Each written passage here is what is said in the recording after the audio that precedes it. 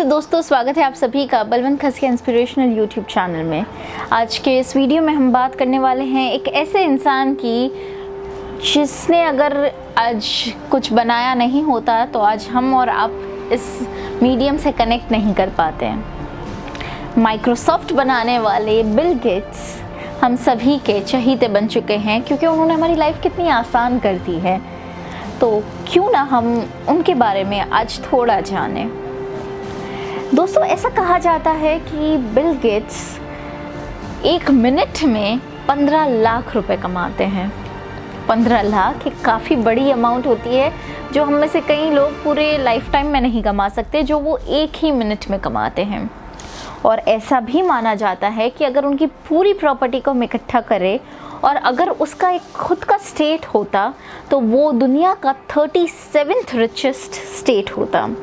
यानी कि आप सोच सकते हैं कि अगर बिल गेट्स के पॉकेट से अगर थोड़े पैसे गिर जाए और वो झुकने के वो पैसे उठाने के लिए अगर वो झुकते हैं तो उसमें उनका 15 लाख का नुकसान हो सकता है, तो वो मेहनत नहीं कर सकते। एक मिनट के 15 लाख रुपए कमाना कोई आसान बात नहीं है, लेकिन इसके पीछे बिल गेट्स ने उतनी स्ट्रगल भी की है। तो आइए जानते हैं बिल गेट्स ने ऐसा क्या किया कि वो इस मुकाम तक पहुंच पाए हैं। बिल गेट्स का जन्म सिएटल में हुआ था। पढ़ने में काफ़ी होशियार थे, उन्हें पढ़ने का काफ़ी शौक भी था। वो अपनी टेक्स्ट बुक्स के साथ साथ वो एनसाइक्लोपीडियाज़ भी पढ़ते थे। उनकी primary schooling lake side school से हुई। जब वो हाई स्कूल में गए तब लोग ऑलरेडी चांद पर जाने लगे थे। ये देख के उनकी क्यूरियोसिटी थोड़ी और बढ़ गई। जब उन्होंने जानने की ट्राई की तब उन्हें पता लगा कि ये सब मुमकिन कंप्यूटर की वजह से हुआ था। अब उन्हें कंप्यूटर में रुचि आ गई कि ये कंप्यूटर के थ्रू कैसे पॉसिबल हो सकता है। बस उसी वक्त सिएटल कंपनी ने लेक साइड स्कूल को कंप्यूटर्स दिए अपने बच्चों को सिखाने के लिए। अब जिसमें इन्हें इंटरेस्ट था वो इक्विपमेंट उन्हें पूरा मिल गया था। उन्होंने बिल्कुल टाइम वेस्ट किए बिना कंप्यूटर क्लासेस में एडमिशन ले लिया और कंप्यूटर को अंदर और बाहर दोनों तरीक़ों से समझने लगे। जब वो कंप्यूटर में इतने मलीन होकर सीख रहे थे तब उन्हें पता चला कि एक उनसे 2 साल बड़ा सीनियर उनके साथ उनका दोस्त बना। अब इन दोनों में कोई कॉमन फीचर्स नहीं थे, दोनों के थॉट प्रोसेस काफ़ी अलग थे, दोनों के बिहेवियर काफ़ी अलग थे, लेकिन फिर भी वो लोग फ्रेंड बने। क्यों? क्योंकि बस उनका एक ही कॉमन इंटरेस्ट था, वो था कंप्यूटर। दोनों को कंप्यूटर में उतना ही इंटरेस्ट था, जिसके कारण ये और वो 2 साल बड़ा लड़का दोनों फ्रेंड्स बन गए। 15 साल की उम्र के बिल गेट्स को कहीं चैन नहीं हो रहा था। कंप्यूटर ने उनका दिमाग ऐसे ऑक्यूपाई कर लिया था जैसे उन्हें कंप्यूटर के अलावा और कुछ दिख ही नहीं रहा था। उस वक्त उन्होंने वो 2 साल बड़े लड़के पॉल एलन के साथ मिलकर एक सॉफ्टवेयर बनाया जिसका नाम था ट्रैफोडेटा। ट्रैफोडेटा सॉफ्टवेयर, आपको नाम से पता चलेगा कि ये क्या काम कर सकता है। ये उस वक्त वहाँ पर होने वाले ट्रैफिक का डेटा उनके ट्रैफिक डिपार्टमेंट को पहुँचाता था। रोडवेज़ में होने वाले ट्रैफिक का डेटा वो ट्रैफिक डिपार्टमेंट तक पहुँचाता था और उसके रिपोर्ट्स क्रिएट करता था। ये पूरे सॉफ्टवेयर के लिए 15 साल की उम्र में, महज 15 साल की उम्र में बिल गेट्स को $20,000 मिले। $20,000 एक बहुत बड़ी रकम होती है और 15 साल की उम्र में इतनी बड़ी अमाउंट मिलना, इसने तो बिल गेट्स को और मोटिवेट कर दिया था कंप्यूटर की तरफ। 2 साल बाद 17 साल की उम्र में उन्हें अपनी खुद की कंपनी चालू करने का विचार आया, लेकिन उनके पेरेंट्स ने इनका ये डिसीजन नकार दिया। उन्होंने बिल गेट्स को ऐसी सलाह दी कि फ़िलहाल वो अपनी पढ़ाई पर ज़्यादा फोकस करे, जैसे हम सबके पेरेंट्स कहते हैं बिल्कुल वैसे ही। और उनके ऊपर भी वही प्रेशर था। आज भी हम देख रहे होंगे कि हमारे पेरेंट्स जो प्रोफेशन में होते हैं या फिर उन्हें जो प्रोफेशन पसंद होता है वो हमें भी उसी प्रोफेशन में डालना चाहते हैं क्योंकि उन्हें वो कंफर्टेबल लगता है। उन्हें लगता है कि अगर उनके बच्चे कोई भी प्रॉब्लम में पड़ेंगे तो वो खुद उनका हाथ पकड़ने के लिए वहाँ मौजूद होंगे और इसीलिए वो उन बच्चों को उसी प्रोफेशन में डालना चाहते हैं। सिमिलरली बिल गेट्स के पेरेंट्स ने भी उन्हें वही एडवाइस की। उनके पापा जो थे वो लॉयर थे, तो वो वही चाहते थे कि बिल गेट्स भी बड़े होकर एक लॉयर ही बने। बिल गेट्स ने अपने माँ बाबा की बात का मान रखा और उन्होंने अपनी पढ़ाई कंप्लीट की तो उस साल उन्हें 1600 में से 1590 मार्क्स आए थे। आप सोच सकते हैं पूरी एग्ज़ाम में बस और बस 10 मार्क उनके कटे थे। इतने आप सोच रहे होंगे इतने मार्क्स का तो मेरा बेटा ऐसे ही पेपर छोड़ के आ जाता है, लेकिन उनके टोटल बस उतने ही मार्क्स कट हुए थे। तो इससे उनके इंटेलिजेंस का हमें पता चलता है कि बिल गेट्स कितने इंटेलिजेंट इंसान थे। और फिर उन्होंने अपने पेरेंट्स की बात को रखते हुए लॉ में एडमिशन भी लिया। उन्होंने हार्वर्ड यूनिवर्सिटी में एडमिशन लिया और वो कई समय तक बुक्स देखते रहे लॉ की, लेकिन उन्हें कोई भी एक ऐसा सब्जेक्ट ना मिला जो उन्हें कंप्यूटर से ज़्यादा इंटरेस्टिंग लगा हो। तो वो वापस विचार में पड़ गए कि अब मैं करूँ तो क्या करूँ, लॉ करना पड़ेगा लेकिन कंप्यूटर को छोड़ा नहीं जा रहा है। तो उन्होंने अपना ज़्यादा से ज़्यादा वक्त हार्वर्ड कंप्यूटर सेंटर में बिताना चालू कर दिया। 1973 में बिल गेट्स के पार्टनर पॉल एलन ने एक ऐसी चीज़ देखी जिससे बिल गेट्स के लाइफ का टर्निंग पॉइंट आ चुका था। उन्होंने पॉपुलर इलेक्ट्रॉनिक्स मैगज़ीन में मिनी कंप्यूटर किट देखा, Altair 8800 मिनी कंप्यूटर। उसकी फ़ोटो पॉपुलर इलेक्ट्रॉनिक्स मैगज़ीन में देख के बिल गेट्स और पॉल एलन दोनों की खुशी का ठिकाना नहीं रहा। क्यों? क्योंकि उन्होंने देखा कि अब कंप्यूटर हम सबके पास आने वाला है, और उन्होंने ये भी देखा साथ में कि Altair कंपनी कुछ ऐसे लोगों की तलाश में है जो सॉफ्टवेयर बना पाए।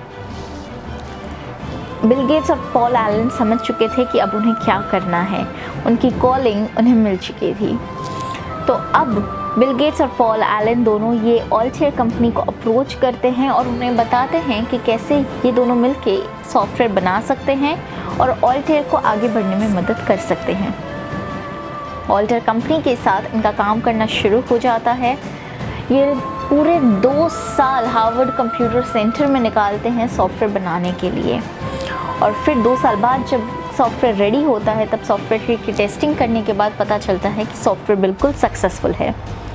इसके बाद ये दोनों समझ जाते हैं कि अब जो भी करना है कंप्यूटर और सॉफ्टवेयर के साथ ही करना है, यानी कि पढ़ाई में अब रुचि दोनों में से किसी की नहीं रही थी। लॉ को साइड में रखना था, माँ पापा के ड्रीम को साइड में रखना था, और अब बारी थी खुद के ड्रीम की तरफ बढ़ने की। तो पढ़ाई को साथ में साइड में छोड़कर बिल गेट्स ने स्टार्ट कर दिया अपना नया बिज़नेस, और उन्होंने इस्टेब्लिश किया माइक्रोसॉफ्ट। जी हाँ, हम यही माइक्रोसॉफ्ट की बात कर रहे हैं जो हम सभी के कंप्यूटर्स और लैपटॉप्स में पाया जाता है और जिनके बिना हमारा कुछ भी काम करना मुश्किल हो जाता है। उस वक्त उन्होंने स्टार्ट किया माइक्रोसॉफ्ट, लेकिन फिर उन्हें एक प्रॉब्लम दिखाई दी। अब डेफिनेटली कोई भी बिज़नेस स्ट्रगल और चैलेंजेस के बिना तो हो नहीं सकता, और इसी वक्त उनके सामने एक बहुत बड़ी चैलेंज सामने आई कि लोग जो थे वो सॉफ्टवेयर को परचेज़ करने की जगह पर शेयर कर रहे थे। सॉफ्टवेयर शेयर करने के कारण कई सारे लोगों तक मुफ्त में सॉफ्टवेयर पहुंच रहा था, जिससे कंपनी का घाटा हो रहा था। इसको रोकने के लिए बिल गेट्स ने एक लेटर लिखा, ओपन पब्लिक लेटर लिखा लोगों को कि वो ऐसा ना करे जिससे लॉस होता है और उन्हें लाइसेंस फ़ी चुकानी ही चाहिए। लेकिन हम में से कौन पैसा देना चाहेगा अगर सब कुछ मुफ्त में मिल रहा हो? तो वैसे ही लोगों की मेंटालिटी तब भी थी और वो भी पैसा देना नहीं चाहते थे, इसलिए उन्होंने बिल गेट्स के ये लेटर को नकार दिया। इसके बाद बिल गेट्स को बहुत बुरा लगा, लेकिन उन्होंने हार नहीं मानी। उन्होंने अपना प्रोग्रेस जो है वो कंटिन्यू रखा। वो दिन में बहुत ज़्यादा टाइम अब माइक्रोसॉफ्ट पर देने लगे। इनफैक्ट उनके एम्प्लॉय से जो काम नहीं होता था, जो कोडिंग नहीं होती थी, वो खुद चेक करते थे। वो सारा काम वो खुद चेक करते थे और उसी के बाद वो आगे बढ़ते थे। अब जब वो खुद एम्प्लॉयज़ के वर्क को चेक करते थे तब उन्हें पता लगने लगा कि प्रॉब्लम कहाँ आ रही है। तो कंपनी को प्रोग्रेस कराने के लिए वो आगे उसी चुनौतियों का सामना करते रहे। थोड़े समय बाद एक समय ऐसा आया कि कंपनी अब 1 मिलियन डॉलर की कंपनी बन चुकी थी। एम्प्लॉयज़ उनके बढ़ते जा रहे थे, उनका प्रॉफिट मार्जिन जो है वो बढ़ता जा रहा था। अब उन्होंने माइक्रोसॉफ्ट को इंग्लिश के अलावा दूसरी लैंग्वेजेस में भी लॉन्च किया। अब पहले उनकी डील ऑल्टेयर के साथ ऐसी थी कि वो अपना जो सॉफ्टवेयर है वो बस ऑल्टेयर को ही देंगे, लेकिन अब कंपनी की प्रोग्रेस के बाद वो दूसरे कंप्यूटर सिस्टम्स को भी अपना सॉफ्टवेयर देने लगे और इससे उन्हें और ज़्यादा प्रॉफिट होने लगा। 1980 में IBM, दुनिया की सबसे बड़ी कंपनी IBM, उन्होंने माइक्रोसॉफ्ट को अप्रोच किया उसके लिए एक सॉफ्टवेयर बनाने के लिए MS DOS जब उन्हें बनाने का चैलेंज आया तब बिल गेट्स ने बहुत राज़ी खुशी से इस चैलेंज को एक्सेप्ट किया। IBM कंपनी बिल गेट्स को इसके लिए $50,000 देने के लिए तैयार थी। आप सोच सकते हैं कितनी बड़ी रकम है, ऐसा डील हम में से कौन जाना देना चाहेगा। वैसे ही बिल गेट्स ने भी ये डील एक्सेप्ट की, लेकिन IBM का कहना था कि वो बस एक वन टाइम पेमेंट होगा जो IBM कंपनी बिल गेट्स को देगी। लेकिन इस बात से बिल गेट्स ने अपना स्टैंड हटा लिया। उन्होंने ये कहा कि अगर आप ऐसा करते हो तो मुझे ये डील आपके साथ नहीं करनी है। सोचिए दोस्तों, $50,000 कितनी बड़ी अमाउंट है, फिर भी बिल गेट्स सामने चलकर ये डील कैंसिल कर रहे थे। क्यों? क्योंकि उन्होंने एक बिजनेस प्लान ऑलरेडी अपने माइंड में सोच लिया था। उन्होंने ये सोचा कि जब हर एक कंप्यूटर में मेरा सॉफ्टवेयर यूज़ होने वाला है तो मैं उसका वन टाइम पेमेंट ही क्यों लूँ, क्यों ना कुछ ऐसा किया जाए कि जितने कंप्यूटर में मेरा सॉफ्टवेयर यूज़ होता है उतने कंप्यूटर के पैसे मुझे मिले। और ये बिज़नेस प्लान उनका एक मास्टर स्ट्रोक निकला। आज हम सब जानते हैं कि बिल गेट्स हैं या नहीं हैं, उन्हें ये पैसे मिलते ही रहने वाले हैं, क्योंकि हमारे लिए माइक्रोसॉफ्ट का काम करना अगर बंद हो जाएगा तो जैसे हम अपंग हो जाएंगे। आज हमें पता है कि हमारा सारा काम कंप्यूटर में ही होता है, माइक्रोसॉफ्ट ऑफिस के थ्रू ही होता है। तो अगर माइक्रोसॉफ्ट को हम पैसे नहीं देंगे तो हम काम कैसे करेंगे, हम खुद कैसे कमाएंगे। तो यानी जितने भी आगे की जनरेशन्स में भी माइक्रोसॉफ्ट या कंप्यूटर्स यूज़ होने वाले हैं उन सभी के पैसे इन्हें मिलते रहेंगे। तो ये एक master stroke deal Bill Gates ने जब की, उसी के कारण आज वो इतने अमीर बन पाए हैं। IBM के पास और कोई चारा नहीं था और उन्होंने ये डील एक्सेप्ट कर ली। इसी के साथ साथ माइक्रोसॉफ्ट के प्रेसिडेंट बिल गेट्स बने और पॉल एलन माइक्रोसॉफ्ट के वाइस प्रेसिडेंट बने। देखते देखते 1983 में ये कंपनी $1 मिलियन से $16 मिलियन तक ऑलरेडी पहुंच गई थी और इसका टर्नओवर अब बढ़ता जा रहा था। थोड़े समय बाद एक समय ऐसा भी आया कि पॉल एलन अब बीमार पड़ चुके थे, अब उनसे ज़्यादा काम हो नहीं पा रहा था। धीरे धीरे रिकवरी आने लगी, लेकिन फिर भी वो इतने सक्षम नहीं हो पाए कि वो वापस से माइक्रोसॉफ्ट की हैंडलिंग कर पाए। इसलिए उन्हें पार्टनरशिप छोड़नी पड़ी और अब माइक्रोसॉफ्ट पूरा का पूरा बिल गेट्स के हाथ में आ चुका था। बिल गेट्स के हाथ में माइक्रोसॉफ्ट आने के बाद भी माइक्रोसॉफ्ट ने तरक्की करना बंद नहीं किया। 1984 में $140 मिलियन का सेल्स सिर्फ बिल गेट्स अकेले ने किया था। तो ये कितनी बड़ी अमाउंट हो सकती है और इसके लिए कितना डेडिकेशन चाहिए होगा, कितनी कंसिस्टेंसी चाहिए होगी, ये बात हम समझ सकते हैं। 1986 में माइक्रोसॉफ्ट ने विंडोज़ ऑफिस लॉन्च किया, जिसकी मदद से आज हम सब माउस की मदद से कोई भी लेमैन यूज़ कर सकता है। यानी कि माइक्रोसॉफ्ट ने अपना यूज़र इंटरफेस इतना इजी बनाया।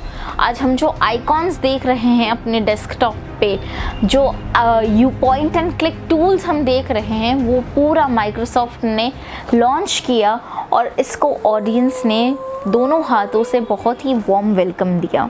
आज हमारी लाइफ जो इतनी इजी हुई है, जो 3-4 क्लिक से हमारे काम हो जाते हैं, वो पूरा कंसेप्ट माइक्रोसॉफ्ट का था और इसी की वजह से आज वो इतना ज़्यादा चल भी रहा है।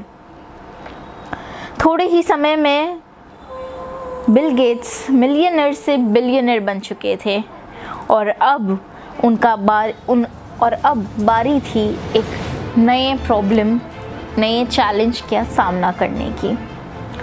जब 1990s का एरा ख़त्म हुआ और 2000 स्टार्ट होने वाला था, उस वक्त एक Y2K प्रॉब्लम का सामना कोई भी कर नहीं पा रहा था।